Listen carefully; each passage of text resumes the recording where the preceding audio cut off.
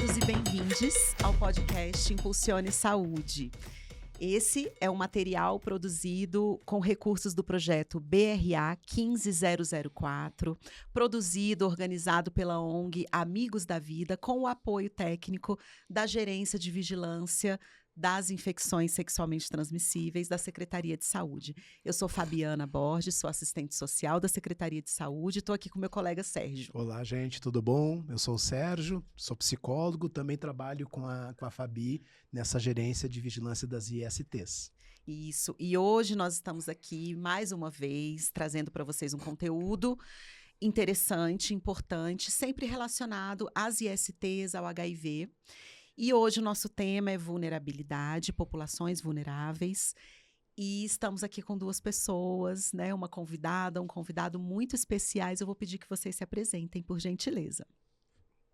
Olá, tudo bom? Eu me chamo Dominique, sou uma pessoa transgênera e eu sou estudante de técnico de enfermagem atualmente e sou uma pessoa que vivo com HIV desde os 13 anos de idade. Hoje eu tenho 29 anos, sou indetectável e hoje vim aqui para a gente trocar esse papo, debate sobre essas questões da nossa vida, da nossa existência dentro da sociedade e da invisibilidade que os nossos corpos atravessam também nesse contexto. Bem-vinda! Gratidão, Bem-vinda. gente. Obrigada por estar aqui Obrigado com vocês. pela participação. Bom dia, pessoal. Primeiramente, agradecer o convite, né? A Fabiana, ao Sérgio, né? A companhia da Dominique aqui nesse momento para a gente, né, fazer um bom diálogo aí sobre as vulnerabilidades e as STs. Né? Eu sou Clístenes Mendonça, sou enfermeiro de família da Secretaria de Estado da Saúde do Distrito Federal. Né? Atualmente trabalho na Gerência de Atenção à Saúde de Populações em Situação Vulnerável e Programas Especiais. Né? E a gente vem aí construindo e elaborando políticas públicas, né, para a superação dessas inequidades em saúde, agindo diretamente nas barreiras de acesso, de forma a democratizar o acesso e melhorar as condições de saúde da nossa população. Perfeito. Muito obrigado Bem-vindo, por ter vindo, Clístenes. Clístenes. Bem-vindo. Bom, vamos começar então esse bate-papo, né? Eu já adiantei que é sobre populações vulneráveis ou vulnerabilizadas. Sérgio, começa aí. Porque uma das coisas, quando a gente estava pensando nesse episódio, era da importância de falar sobre a questão das populações vulnerabilizadas, considerando principalmente o perfil epidemiológico, né, dos casos de HIV e de AIDS no Distrito Federal, como no Brasil e em muitas regiões do mundo, em que determinados segmentos da população estão mais expostas, né, a se infectar com HIV, né, o vírus causador da AIDS. Né? Homens que fazem sexo com homens, pessoas trans, travestis, profissionais do sexo, usuários de drogas. Muita gente pensa que o usuário de drogas, pelo fato de usar drogas, ele vai se infectar. Não, quando se fala em usuário de drogas, está falando principalmente dos usuários de drogas injetáveis. Né? O compartilhamento, né, de seringas, né? Apesar que hoje o uso de drogas, os estudos e as evidências mostram, né, que as pessoas usuárias de substâncias psicoativas também se expõem porque reduz o autocuidado com essa saúde, etc. e tal. Mas esse conceito de vulnerabilidade e risco, né, ele é um conceito que é muito importante para a saúde pública, porque ele avaliar as condições de saúde e a situação de saúde das pessoas. Mas ele é muito mal utilizado e muito pouco conhecido. Né? E aí até eu vou trazer uma pergunta para vocês, para a gente começar para falar sobre essa questão de vulnerabilidade. Essas pessoas, elas são vulneráveis ou elas estão vulneráveis, né? Eu acho que tem uma distinção importante aí. Vocês conseguem pensar? Elas são vulneráveis ou elas estão vulnerabilizadas? Elas são vulnerabilizadas, né? Estão. Né? O que vocês têm a trazer sobre esse assunto? Você quer iniciar? Eu quero. Fala aí, então, Dominique. Eu acredito assim, né, que a mais recente agora, né, a gente teve a pandemia, né, e aí todo mundo teve que ter esse isolamento social e o distanciamento social. Só que quem vivia com HIV já tinha esse isolamento social compulsório, né, porque a pessoa que vive com HIV, normalmente, ela tem a rejeição da própria família, né? Pelo estigma mesmo cristão, religioso, né? Hipócrita em relação à nossa sexualidade e gênero que envolve. E também a gente tem o isolamento social dentro, das vezes, do próprio coletivo nosso. Porque as pessoas antigamente se sentiam muito na necessidade de apontar pra gente como um erro, que se a gente adquiriu o HIV, a gente cometeu um erro como fosse um pagamento de uma dívida espiritual com algum deus, Como se fosse um uma castigo. abominação, um castigo. Uhum. E aí a gente vai aprendendo a isso, né? A gente vem do erro, né? Do erro da perspectiva das pessoas e o erro do entendimento do que é o HIV, né? E como é que essa pessoa vai lidar com essa situação, né? Uhum. E desde nova, né? Por ter tido HIV muito cedo, assim, e não sei explicar como que ele chegou, mas chegou, o exame chegou. Desde cedo eu vi que tinha uma rejeição familiar já, tipo, vai morrer logo. Vai Foi o que você definhar. escutou, foi a sua vivência, né? Sim, e também, assim, frequentar um consultório de infectologia desde nova, sem ainda menor de idade, assim, e o Estado ter que intervir para poder estar acompanhando esse tratamento, né? Porque a família, a maioria das vezes, nega até estar dentro do próprio consultório com esses jovens, né? E para poder ver qual é o resultado, né? O que está ali precisando na saúde daquele paciente jovem, né? No meu caso, eu sempre frequentei o ambulatório de infectologia praticamente sozinha. Se hoje eu estou aqui com 29 anos podendo falar sobre isso, é porque eu tive muita resistência, né? E também tive que ter muita cabeça, muito auxílio psicológico e da assistência social para que o suicídio não batesse na porta, né? Como muito acontece.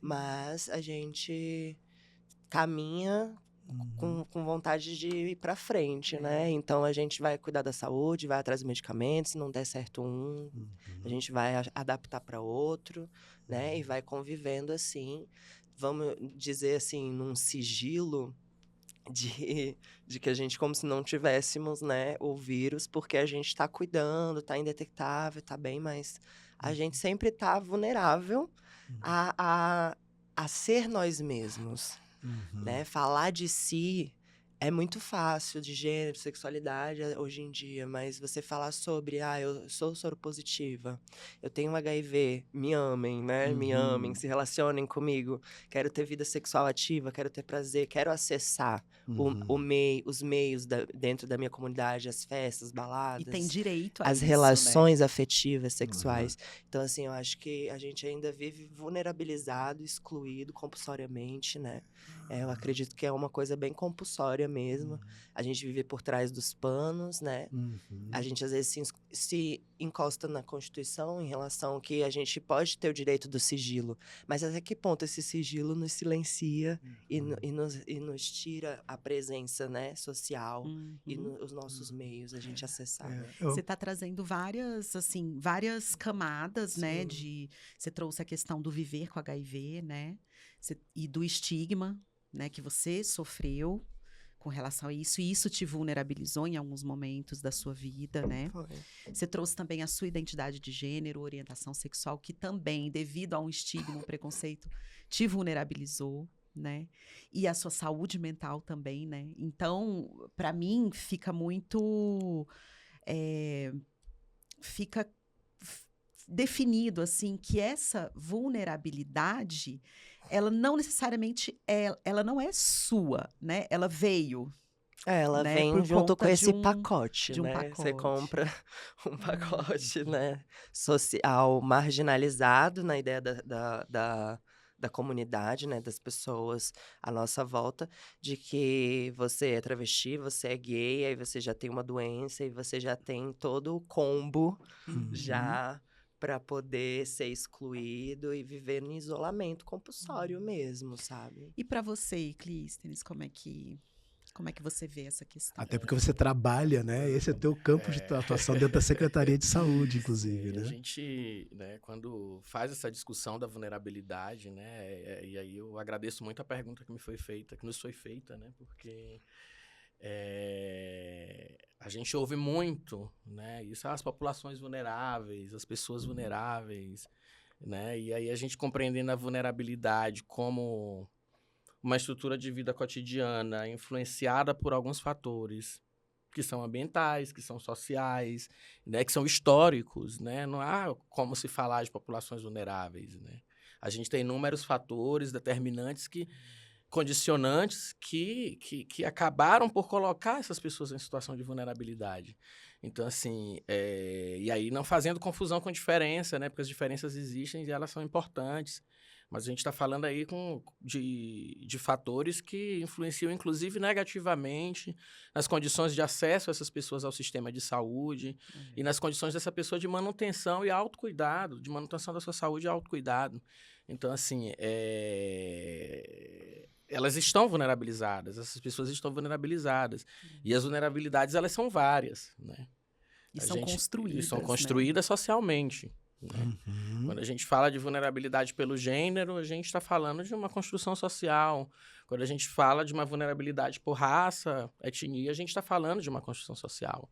Né? Então, eu acho que a gente inicia a discussão aqui com um ponto importante para a construção, né, desse pensamento, dessa ação, dessas políticas públicas que, por exemplo, a gente vem desenvolvendo no campo no meu campo de trabalho, né, obviamente que bem transversal, né, a gente, né, debate, constrói muita coisa conjuntamente com vocês, por exemplo, lá na gerência, né, de vigilância das ISTs e também com a participação da sociedade, dos movimentos sociais, por entender a importância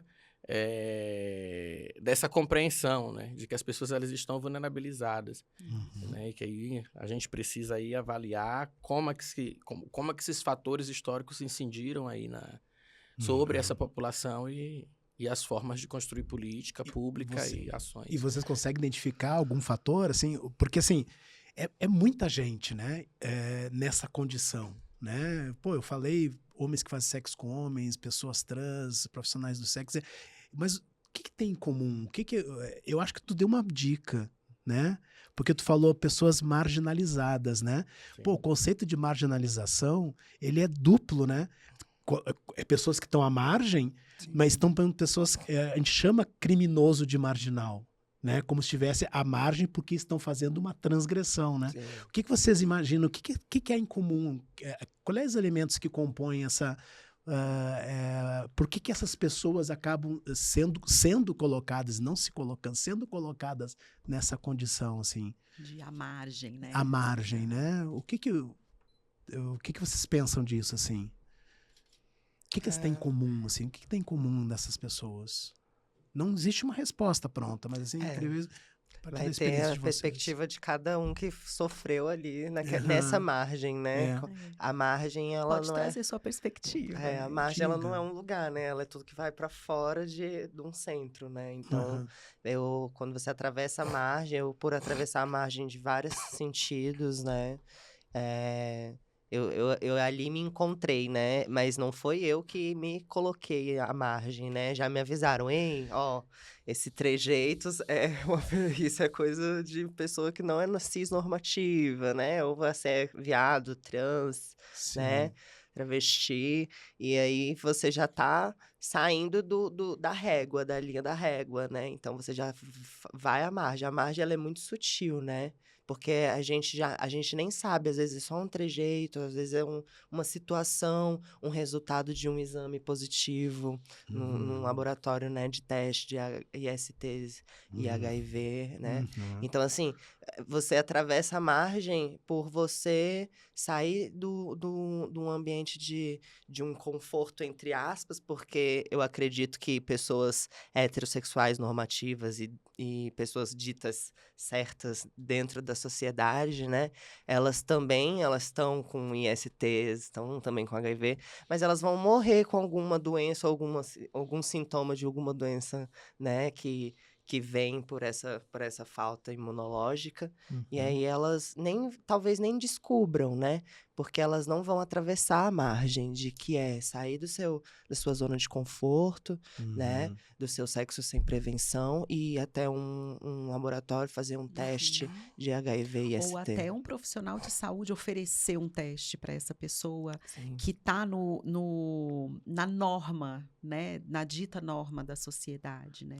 Ele Foca não percebe, muito, né, que a foca pessoa muito pode nas estar em LGBTs. risco, né? Sim. Focam muito nas LGBTs, né? Aham. Nas ditas marginalizadas, Uhum. mas acaba que quem fica na zona de conforto, né, quem não vai cuidar da sua própria saúde, não quer atravessar essa margem também, né? Uhum. Porque tem um público-alvo, né? Tem um Aham. público dito chamado alvo, que é exatamente pessoas LGBTs, Uhum. minorizadas também, não é pessoas minorias, né? Porque de fato não são minoria, né? Sim. É muita gente, Com mas são certeza. ditas minorias, né? Com certeza. E aí eu acho que é isso. Eu acho bem amplo essa questão da margem, né? O colega pode estar trazendo outras questões também da Sim. vivência.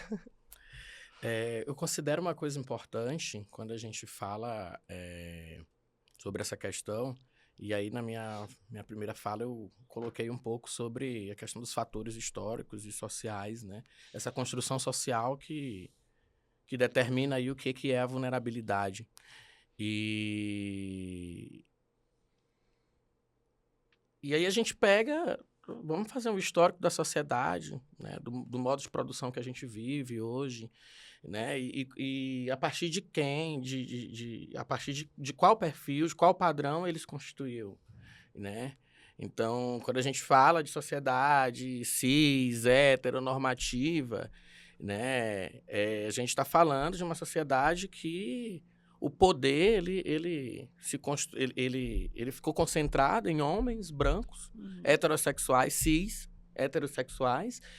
E isso é uma coisa histórica, a gente vem de uma construção de séculos, né? Então, é por isso que é tão difícil, né, a gente construir política pública de saúde para intervir nessas questões. Então, Sim. quando a gente fala, por exemplo, da Política Nacional de Saúde da população LGBTQIA+, quando a gente fala da Política Nacional de Saúde da população negra, né, a gente não é simplesmente uma ação ali voltada a uma condição de saúde específica que apareceu. A gente está mexendo com uma estrutura de sociedade, né? Uhum. A nossa sociedade ela foi forjada em cima disso, né? né? Dessa diferenciação, dessa discriminação, Discriminação. né? Entre as raças, etnias e tudo que foge do centro. Do centro. Né? Uhum. Então, realmente, quando se propõe uma política voltada para populações específicas, né?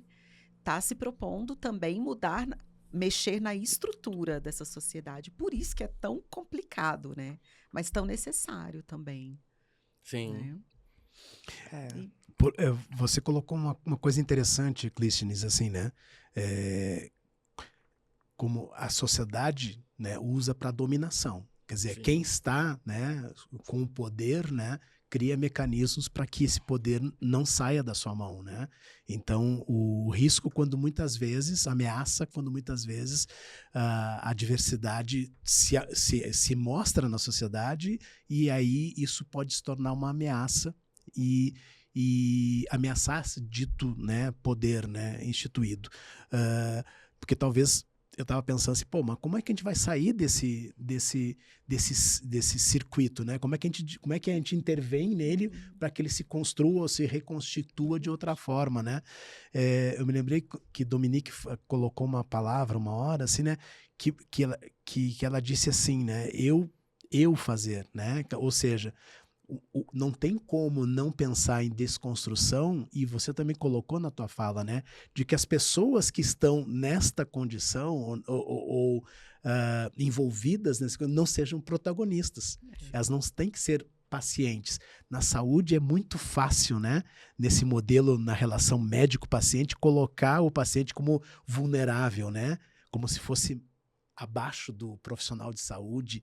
Colocar a vulnerabilidade numa hierarquia. Hierarquiza, né, a pessoa, né, faz aquela relação, né, e que, na verdade, o que Que é uma relação de poder, né? e que é uma Essa relação de médico-paciente poder, é uma relação de né? poder. E que a gente tem que desconstruir principalmente isso, não digo nem só na saúde, qualquer política pública que as pessoas se percebam que elas têm que conquistar e têm que se fortalecer ou se empoderar nas discussões em que estão envolvidas, assim, né?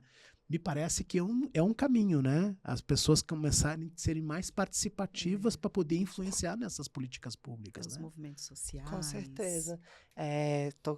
Tocando no assunto assim sobre a enfermagem, né? Eu, como acadêmica na área da enfermagem, eu vejo assim que a própria palavra, né?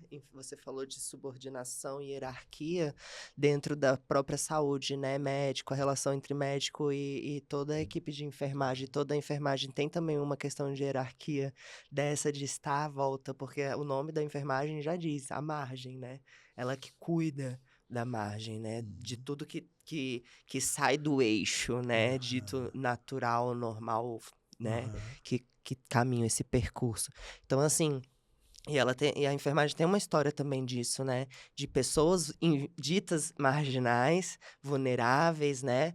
Pessoas presidiárias, prostitutas, né? Que Sim. desde das guerras vinham ajudando, né? A esses militares, homens, másculos e fortes e dedicados à pátria.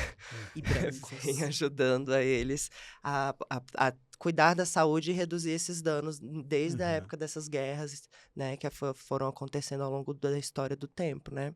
Então, assim, a enfermagem, ela tem um papel de um cuidado, né? Eu estudo bastante sobre o acolhimento, né? O acolhimento, o cuidado dos pacientes. Então, quem vai acolher, quem vai dar A um escuta. conselho, uma escuta, né? Não é sempre o topo da hierarquia da pirâmide, né? Vai sempre chegar mais para as questões sociais, né? O próprio cuidado do ato mesmo, com a enfermagem e tudo. Então, assim, tem outras categorias ditas menores, às vezes, nessa hierarquia entre doutores, né? Que a gente tá trabalhando bem mais, né? Tá se capacitando, estudando e abrindo espaço para poder acolher mesmo, de fato, né? As vulnerabilidades. Os próprios agentes comunitários de saúde, né? Técnicos de Sim, enfermagem, da pensando no gente. âmbito da saúde, né? Tem um papel muito importante, porque são pessoas que fazem parte ali daquele território, Com daquela certeza. comunidade, e que podem ser mesmo a chave para trazer, para levar a saúde para essa população, né? Para quebrar esses estigmas que existem na nossa sociedade, para também trazer a população para o serviço de saúde, né? Com certeza. Então, são profissionais considerados, ditos, de menor, né, categoria, né, tem gente que tem essa visão de categoria inferior, e isso reverbera, né, e se mostra até na remuneração, mas que tem um papel fundamental para mexer, assim, nessas estruturas mesmo, né, da sociedade que vulnerabilizam determinadas pessoas e populações, né. Clístenes, tu sente algum indício, algum sinal de mudança ou de melhoria dentro na questão da área da saúde, né? Que é o teu campo de atuação, com participação? Como é que você vê isso? Sérgio, se a gente for pegar o histórico do modelo de atenção à saúde no Brasil, pegar 100 anos apenas aí, um recorte de 100 anos, a gente teve profundas mudanças, né, nesse processo. E nos últimos 30 anos, né, com o advento do Sistema Único de Saúde, né, com a definição aí da Estratégia de Saúde da Família como modelo prioritário, né, um modelo de atenção à saúde com base mais comunitária, né, os próprios agentes comunitários de saúde, como foi citado aqui, né, que são pessoas que preferencialmente sejam da comunidade, porque, né, elas conhecem a dinâmica daquele território. É um avanço muito importante que a gente tem no país hoje, né, para isso. E aí a gente tem as instâncias de controle social dentro do SUS, onde boa parte das nossas políticas públicas que a gente apresenta, essas políticas públicas, elas passam por esses conselhos de saúde, né? Mas o modelo, a estratégia de saúde da família, não é que exclui, né? Mas ela reconhece que a responsabilidade pelo cuidado, ela não é só do profissional de saúde. Sim. Ela é da comunidade, ela é do usuário. Então, ela empodera esse usuário, ela empodera essa comunidade para que sejam, né, ativos aí na construção e na manutenção do seu estado de saúde. Isso é muito importante. Isso é um avanço muito importante. Se a gente pegar nos anos 60, 70, o que a gente tinha naquele modelo de saúde, obviamente que a gente ainda tem até hoje um modelo muito médico-centrado, né, porque a gente, mais uma vez, passa por construções históricas, e as construções históricas, para serem reconstruídas, a gente leva muito tempo. Mas eu acho que a gente tem avançado no país muito. Se a gente pegar essa perspectiva histórica, e se a gente pegar na perspectiva histórica 100 anos, não é. Não é Assim, muito. Não é também. muito. Não é muito. Né? A depender da perspectiva, não é muita coisa. Se a gente for pensar, o SUS é muito recente, Muito. né? E revolucionário. E revolucionário. E é isso, a estratégia de saúde da família, né, ela precisa ser fortalecida, né, a gente vê, sai na mídia, né, enfim, as equipes estão, né, defasadas, diminuídas, então precisa ter aí um suporte de recursos humanos para trabalhar e fortalecer essa política, né, tão importante. E a participação das organizações da sociedade civil, né? A sociedade civil organizada representando essas populações, como o Sérgio falou, né? Participação social, ela vem sendo cada vez mais importante, né? O Ministério da Saúde mesmo, ele sempre fala, né, para trazer as organizações da sociedade civil, a UNAIDS mesmo, o lema, né, do Dezembro Vermelho do ano passado foi nada, como é que é? Nada para eles sem eles, uma coisa assim, não é? Não foi o tema trazendo as comunidades, foi uma coisa assim, né? Então, a participação social das populações ditas vulneráveis ou vulnerabilizadas, né? Ela é muito importante. E aí eu fico pensando, é uma força a mais que a população vulnerável precisa ter, né? Porque ela também tem que ser protagonista dessa mudança, né? Como é que você já participou de organização, né? Da sociedade civil, não participou, Dominique? Um tempo? Tipo, movimentos, da Tulipas, né? Sim. Eu teve uns aninhos atrás, eu nem lembro direito a data, assim, porque com data eu sou terrível. Eu também não lembro. Eu vou falando das datas, aí depois quando eu vejo, eu falei mil datas. Não tem problema. Mas assim, eu participei, sim, de uma organização dentro da sociedade civil que chama Tulipas do Cerrado, aqui de Brasília mesmo. Isso. E que tem de frente, né? Que leva de frente uma mulher também ponderada, Isso, Juma. que vai vir num episódio também.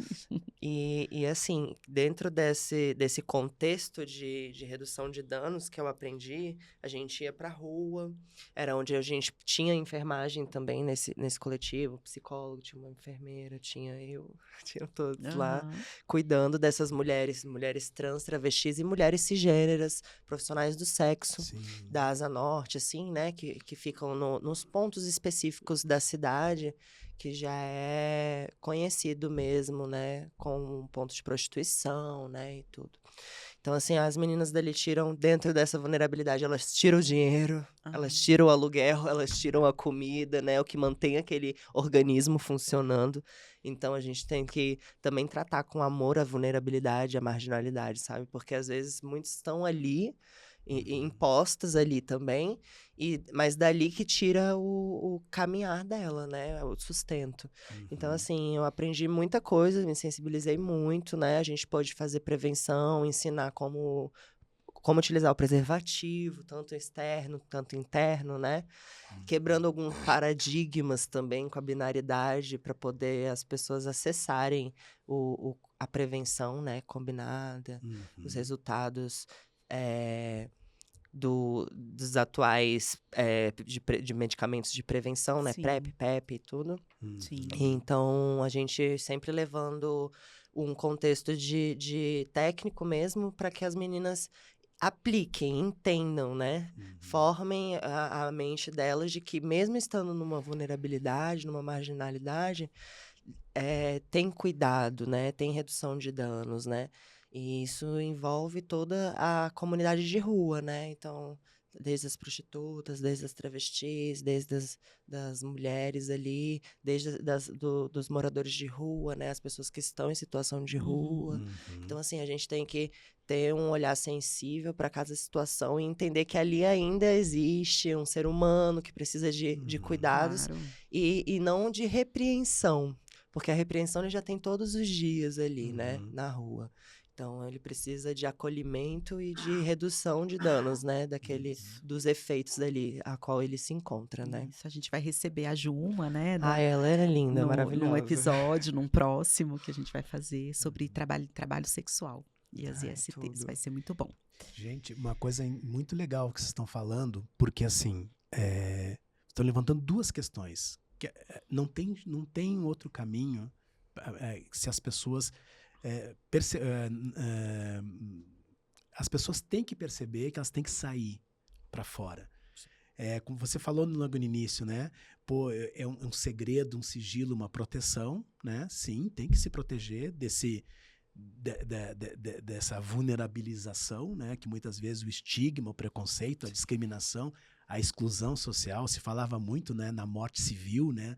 Das pessoas que se declaravam vivendo com HIV, porque elas eram isoladas e excluídas, né? Imagine uma pessoa trans, travesti, Sim. que tem HIV, ela morre 2 vezes, Aí vem né? todas essas Sim, camadas, Vai né? morrendo, sobre a morte camadas, preconceito. é um luta né? atrás de luta. Então, assim, elas poderem perceber que não estão sozinhas, né? Sim, Ou seja, verdade. de encontrar no outro, né, uma possibilidade não de ameaça, mas sim de uma possibilidade de proteção e de melhoria.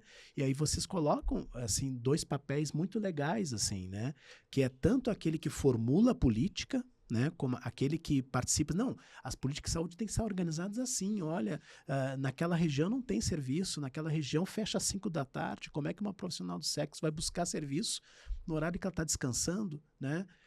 Então, assim, as pessoas participando da formulação de política, mas também as pessoas atuando como um agente de saúde, né?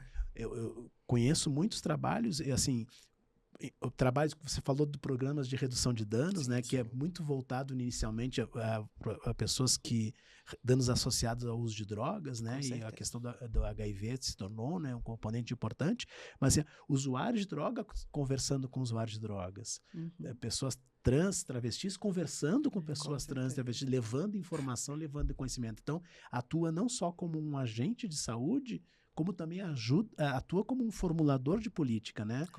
Quando a pessoa consegue se fortalecer e ser apoiada uma nas outras para fazer alguma coisa, né? Então, movimento, né? A gente tem que reorganizar a nossa margem, né? Tem que reorganizar essa margem. Isso, exatamente. Aí descobrir que tá todo mundo dentro, não tem ninguém fora. Sim, com certeza. Você falou na diversidade, a maior riqueza de uma nação, de uma sociedade, é quando tem o diverso. Quando tem a diversidade como riqueza e não como um problema. Né? Com certeza. Diferença é o que faz a sociedade avançar, né, em muitos pontos, essa rica, diversidade. Né? Agora, eu estava aqui pensando, vocês acham que a vulnerabilização, que eu não tenho opinião formada não, queria ouvir vocês, a vulnerabilização de certas populações, ela serve a alguém? Vocês acham que ela é programática? Ela é... Como é que eu vou dizer? Ela contribui para o funcionamento da sociedade como ela está? Vocês acham que interessa alguém manter essa vulnerabilização? Com certeza. O que vocês pensam sobre isso? Vamos lá, né? Pegando um pouco do que eu já coloquei, né? Que a gente tem alguns fatores que são construção social, né? E que beneficiam, de fato, um grupo, né, social que esteve aí concentrando o poder, né? Quando a gente pega toda a história da sociedade. Falei de pessoas cis, pessoas héteros, brancos, homens, né? E aí, quando a gente pensa em algo sistemático, em algo estrutural, de como a nossa sociedade está estruturada, né? com base no racismo, Aham. né? Com base no No machismo, machismo, sim. né? Então, de fato, a gente... Na desigualdade social. nas desigualdades sociais, né? se tem alguém que está indo muito mal dentro dessa estrutura, alguém está ganhando nessa estrutura. Alguém tá indo muito bem, Muito né? bem. Alguém está indo muito bem. Né? Não tem como ter ingenuidade nisso. Então, de fato, existe alguns grupos que são muito beneficiados por essa estrutura de poder. Uhum, Sim. com certeza. Que envolve a questão da raça, envolve a questão do gênero, Sim. né? Envolve outras questões da classe. Uhum. Né? Então, a gente tem aí, de fato, né, uma estrutura que beneficia a real minoria, né? Uhum. E a dita minoria, né? Fica aqui Exatamente, à margem, digamos que dessas benesses, né? O bom dessa estrutura, ela fica aí nessa real minoria, né? E a dita Uhum. minoria fica ali com tudo que É. não é bom. Eu né? quero te manter, é como se, né, é assim, eu quero te manter aqui para eu poder manter o meu poder. Sim, Então não me interessa que você saia dessa margem e venha para o centro, porque senão eu também vou estar igual, né? E eu preciso estar aqui. É mais ou menos isso, né? E a nossa o modelo socioeconômico, né, que a gente vive, né, neoliberal, capitalista, então a nossa sociedade ela foi construída em cima disso, Disso. né? E vai se modificando É, para manutenção disso. para né? manutenção. Então, todas as políticas, as políticas sociais, né, os movimentos sociais, né, da sociedade civil, tudo vem contra essa corrente, né? Eu acho que por isso que é tão difícil, assim, Eu acho que é o avançarmos patriarcado, nisso. né? Patriarcado é em um... prol pro patriarcado, né? A gente, Também. o que é dito margem e marginalizado é o cardápio, né, pro patriarcado. Então, a gente acaba que a gente serve a gente serve a minoria e a gente, às vezes, é visto como minoria e colocado nessa minoria. É, Mas isso que me chama a atenção, né? A gente tá falando, tem uma pirâmide de dominação, são poucos dominando uma grande parte. E muita gente da parte de baixo, né, fortalece e contribui por essa dominação, né? Eu vejo, por exemplo, as pessoas reclamando da taxação de grandes fortunas. As pessoas estão pagando seus boletos, estão ralando para pagar os boletos, mas estão criticando a taxação de grandes fortunas. Que nem vai atingi-las, né? Que não vai atingi-las. Porque, mas estão apoiando. porque, amigo, acorda, você não tem grandes fortunas. Você não tem grande fortuna, não se preocupe, você não vai ser taxado. Né? Então, Chá assim, de revelação, né? né? Então, assim, como é poderosa essa dominação em que pessoas que também estão vulnerabilizadas ficam reproduzindo e defendendo esse modelo. Né? Mas eu acho que é uma falta mesmo de letramento, de entendimento das questões, né? A gente coloca... Na sociedade vai ter muita gente que não vai entender sobre direita e esquerda, sobre alguma questão, mesmo estando numa classe social pobre, né? A gente, na periferia, a gente sofre preconceituoso, estigma, e é muito triste, né? E preconceito e racismo entre nós, né? A gente, dentro da nossa comunidade, entre nós, a gente gera isso também, tem que tomar muito cuidado com esse, com a nossa diversidade, né? Com o que é amplo do outro, né? Mas é um aprendizado individual, né? A gente começa a ter que perceber, como tu falou, ficar atento, perceber que muitas vezes a gente reproduz determinados modelos banalizando, achando que é natural, né? Muito se fala em relação ao racismo estrutural, né? Esse conceito, né, de estrutura, né? A gente não percebe que está dentro dessa estrutura e fica reproduzindo. Então as pessoas precisam, entendendo, parar para pensar e refletir. Olha, o que eu estou fazendo, né? Como é que eu estou fazendo? Como é que eu estou lidando com essa situação? Esses dias eu recebi num grupo do WhatsApp um panfleto digital, mas eu acho que ele estava sendo entregue também, feito pela Associação de Moradores do Sudoeste Octogonal, e estava escrito assim: não dê esmola. Aí, essa outra parte é até interessante. Oriente a procurar, aí trazendo alguns serviços da assistência social, né? Algumas ONGs e tal. Mas esse não dê esmola é querer mexer demais no livre-arbítrio, assim, na liberdade que as pessoas têm de querer contribuir, que seja com o financeiro de quem está ali numa população de rua. Não importa o que ele vai fazer com esse dinheiro. É esse controle, né, que as pessoas E a querem própria ter. palavra também, né? Esmola. E Uma coisa meio também, de superioridade. e também, assim, quando eu li aquilo, eu pensei, gente, eles estão querendo afastar, né, que ali não tenham pessoas em situação de rua. E as pessoas têm liberdade de estar onde elas quiserem. A mesma coisa quando tinham as casas de apoio LGBT+, né? Que agora não tem mais, que foi uma parceria e tal. Algumas comunidades, ali onde ficavam as casas, se uniram para que as casas fossem fechadas. Né? A mesma coisa com o Centro Pop do plano piloto, né? Uhum. Ali a associação de moradores também, ou eu não sei se é a associação, mas algumas pessoas que moram ali se organizaram para que o Centro Pop mudasse de lugar, fosse fechado, para que não tivesse população em situação de rua ali no meio das casas. Né? Então, a gente vê que essas populações já estão ali, né, vulneráveis, vulnerabilizadas, e sofrem ainda mais uma vulnerabilização de quem está dividindo ali o mesmo território, né? Mas que se acha superior porque tem uma casa. Né? Com certeza. Então, isso é muito, muito complicado. É muito triste, na verdade, né? A gente fala de assuntos muito tristes, mas a gente, às vezes, assim, não tá chorando, assim, porque a gente já chorou o suficiente. Já, entendeu? O choro virou força para poder lutar contra e quebrar esses paradigmas, né?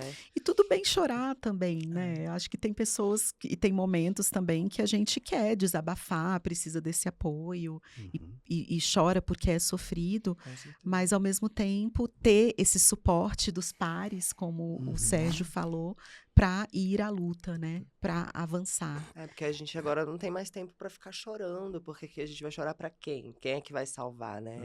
É nós por nós.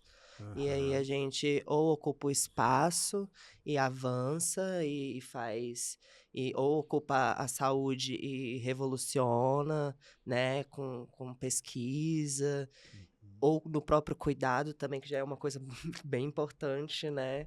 Principalmente na porta de frente. Né? Já ser porta de frente já é uma coisa muito grandiosa. Sim. Então, é o que a gente está atualmente focando, né? Eu e muitas outras pessoas também que me cercam, assim, do cuidado com o outro, né? Da gente estar cada vez mais buscando o afeto, o amor e o acolhimento, né? É sempre importante. Sim. Vocês estão colocando várias coisas que se abrem, assim, e a gente não vai ter muito tempo para falar sobre todas elas, assim, né? Mas eu fico pescando algumas coisas para poder até refletir um pouco melhor. Eu acho que não tem solução enquanto não houver união. Então, as pessoas se reconhecerem uma na outra, né? Sou diferente, mas tem várias coisas que nós temos em comum, né? Temos afetos, temos desejos, temos necessidades, né? Então, as pessoas se completam. Não existe uma pessoa sozinha que se basta e supra todas as suas necessidades. Eu acho que dá para transformar esse conceito de união ou de integração ou e de complementação nas próprias políticas públicas. Não existe política pública que sozinha... A saúde não vai resolver isso sozinha. Que vai dar conta, né? sozinha A da educação questão, não né? vai resolver isso sozinho, né? Eu me lembro de uma fala de uma pessoa de um movimento social, das cidadãs vivendo com HIV/AIDS, estava num evento nacional, né? E que disse isso: nosso problema agora é moradia. A fala foi do ano passado. Foi, né? a Denise Catarina que veio aqui?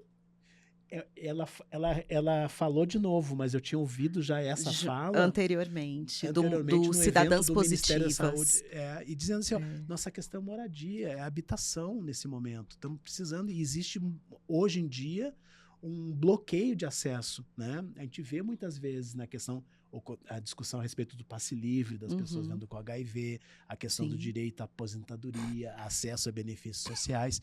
Aí você vê que realmente não dá para fazer política pública pensando só que uma coisa só vai mudar, né? Ela é muito importante para provocar as outras, mas a gente tem que buscar formas de articular políticas a públicas, não é, integração, Clístenes? O né? que tu acha, assim?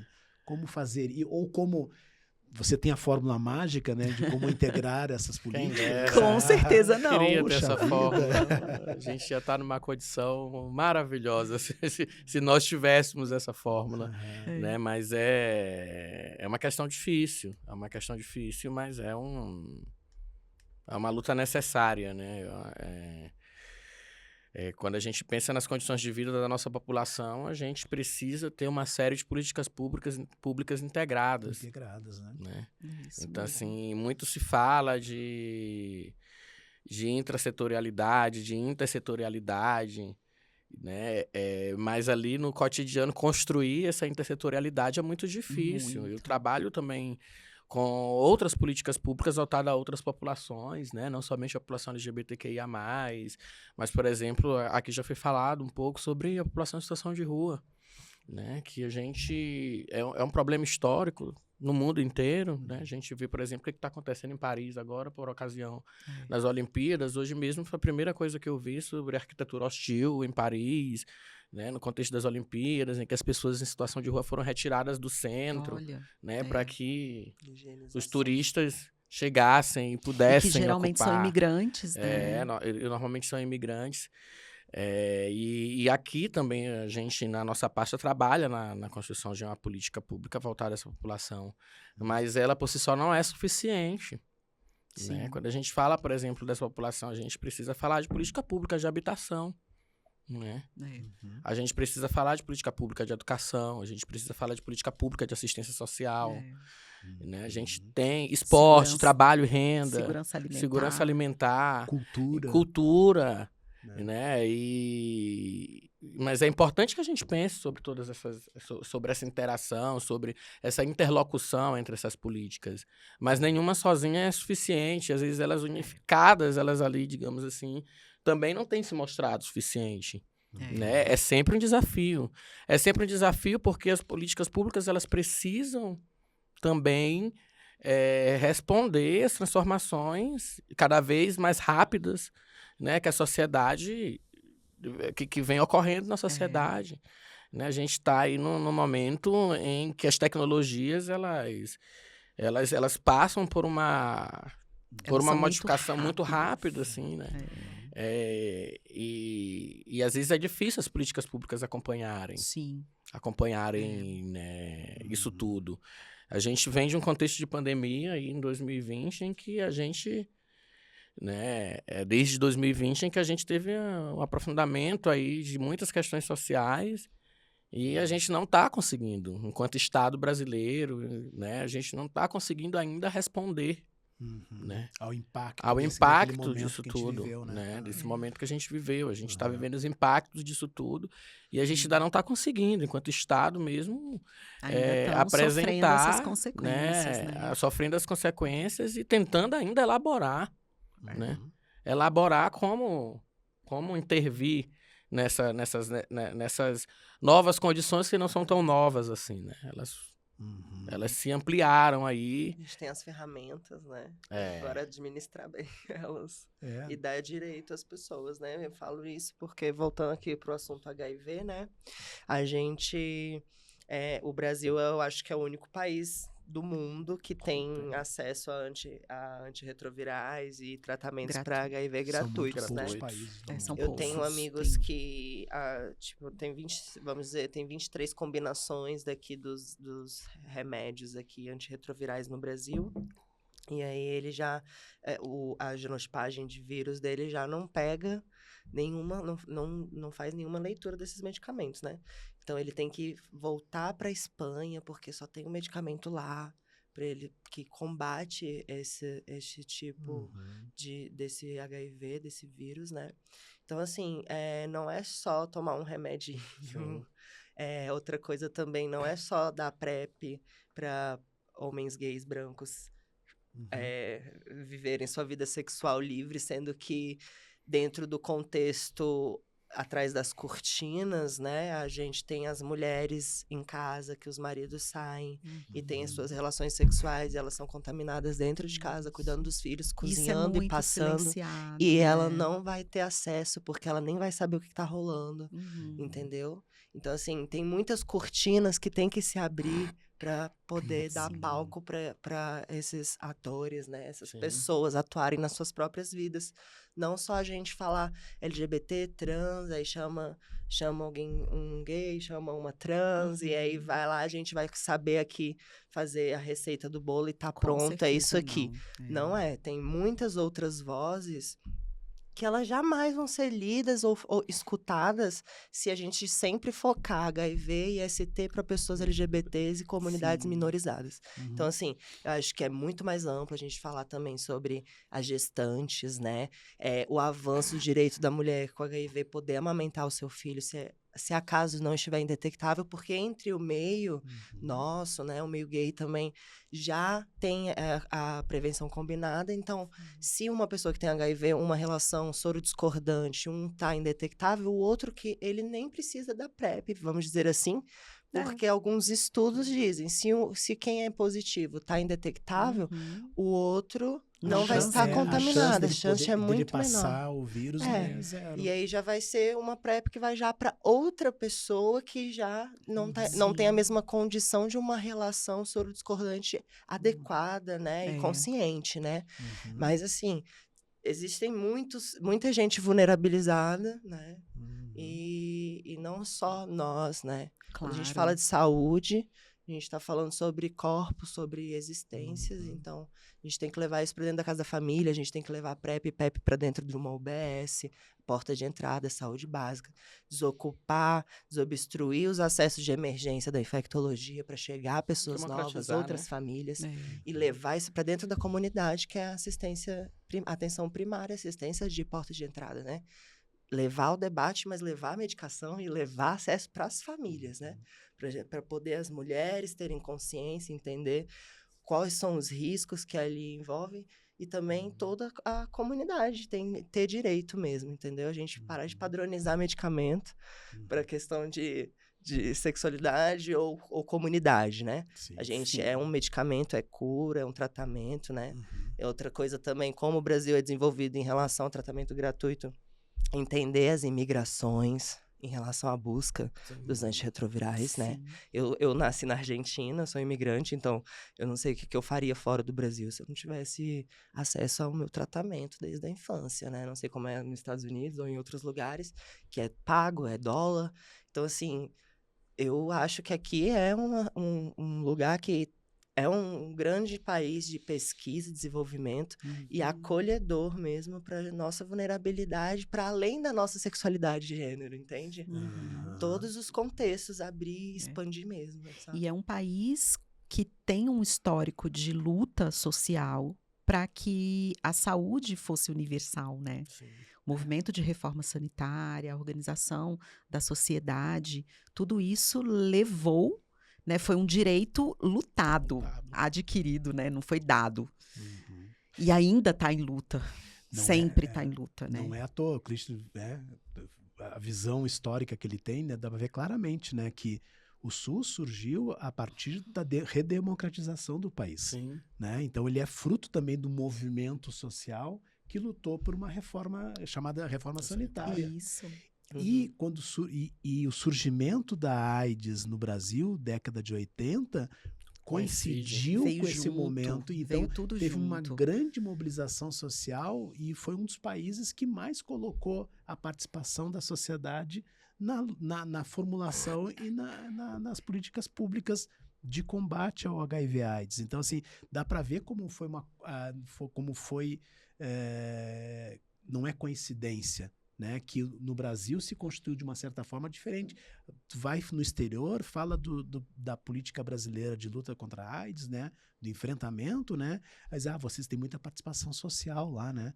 Sim, a saúde no Brasil teve muita participação social, né? Não só a questão... E foi isso um não momento pode histórico que o país morrer, atravessa. isso não pode ir se E eu acabando. acho que é uma né? grande lição para o país, que as grandes transformações de aprimoramento foram com participação, não foi com exclusão.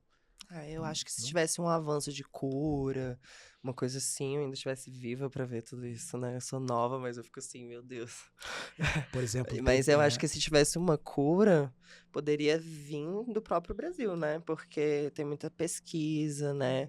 Tanto na atuação mesmo para aplicar já essa revolução, né? Para a gente poder estar se prevenindo, né? E utilizando todos os mecanismos. Então, eu acho que tem bastante caminho para a gente achar temos muito as mais condições. informações. A gente saúde tem as avançou muito, condições. né? A gente se vê, assim, eu acho que é no continente africano, se eu estiver errada, me corrijam. Mas existe a PrEP injetável já, né? Que está sendo ofertada para mulheres. Isso que eu ia falar no agora, na continente última africano. conferência nacional que terminou semana passada na Alemanha, a divulgação dos primeiros resultados no medicamento, que é uma dose 2 vezes ao ano injetável. Isso. Né? Olha, Um isso avanço seria... disso, gente. Já é. Então, assim, a PrEP muito como avanço. comprimido, E tomar ela um comprimido todo Isso. dia, né?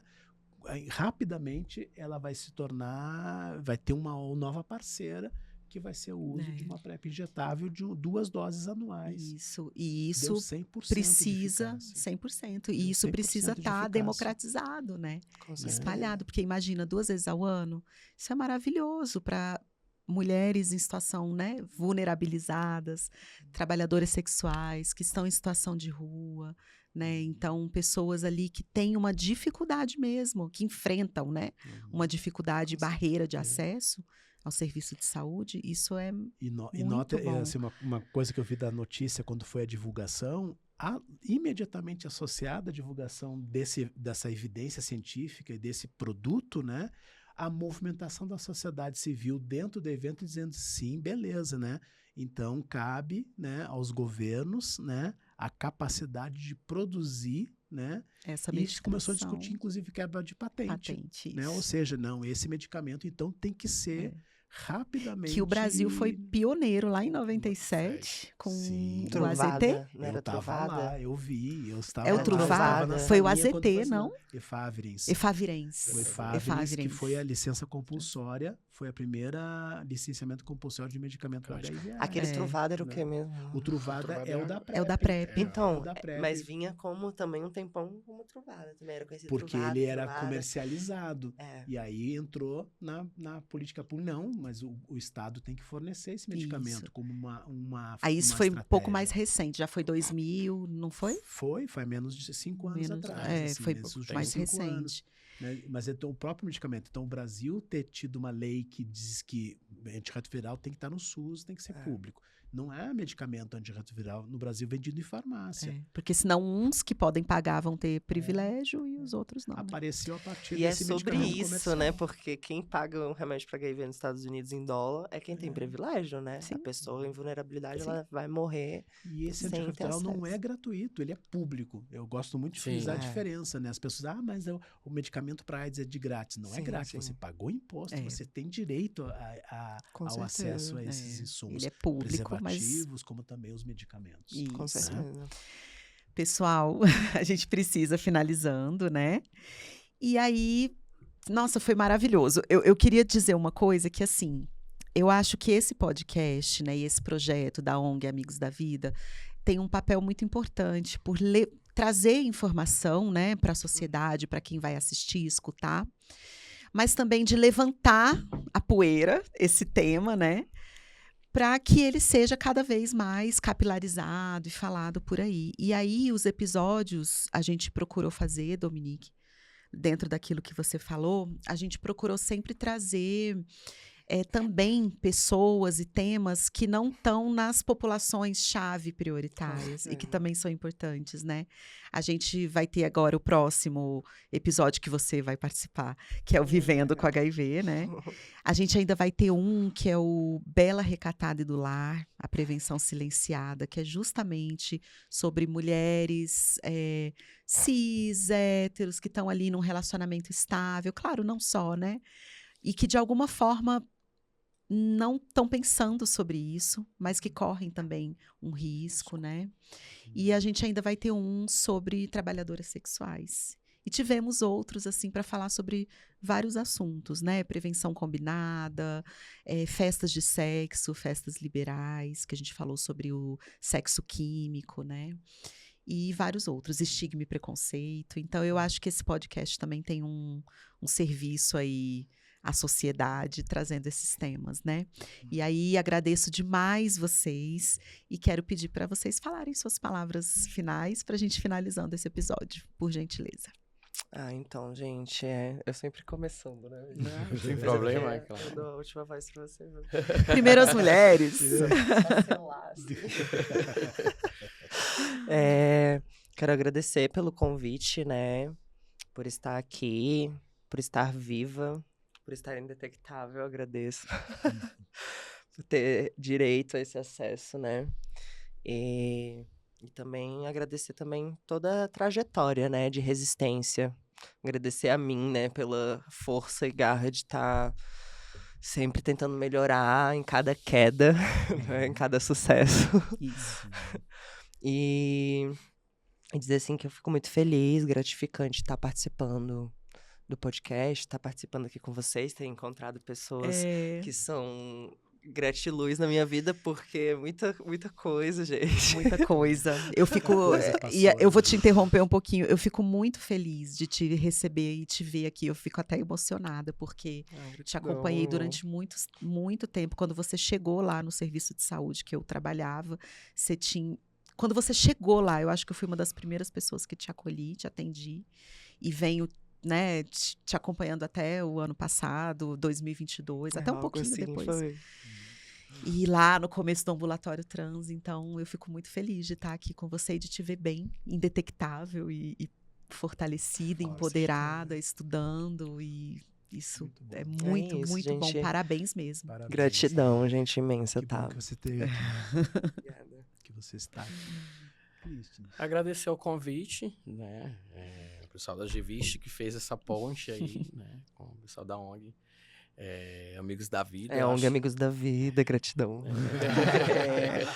Eu acho que esse projeto Impulsione Saúde é um projeto importantíssimo, né? A gente, de fato, precisa estabelecer outras formas de diálogo sobre a saúde, né? E esse formato aqui é um formato que a gente está dialogando aí com essas novas ferramentas para disseminação mesmo das políticas de saúde e na perspectiva de construir também, né, as políticas públicas, né, não somente da saúde. Eu acho que é um espaço muito importante, eu só tenho gratidão ao convite, né? Estamos aí na gerência de populações em situação vulnerável, a nossa gerência de equidade, né, e abertos a construir outros momentos e tecer aí conjuntamente, né, os fios para essa construção coletiva. Obrigado. Muito obrigada, gente. Obrigado, gente. É muito especial ouvir, assim, tanto a experiência profissional como pessoal de vocês. Então, a gente agradece por vocês compartilharem aqui com a gente. E continuem ligados, né, no podcast, nos próximos episódios. Obrigada também por assistirem, por ouvirem. E até mais. Divulguem o podcast, gente. Participem, né, escutando e também levando as discussões que aparecem aqui nesse encontro para outros encontros que vocês estão aí, né, vivendo na vida aí, e que podem contribuir muito para a gente avançar, né, na luta por um mundo muito melhor que a gente está vivendo. Tá bom? Isso, gente. Tchau. Obrigado.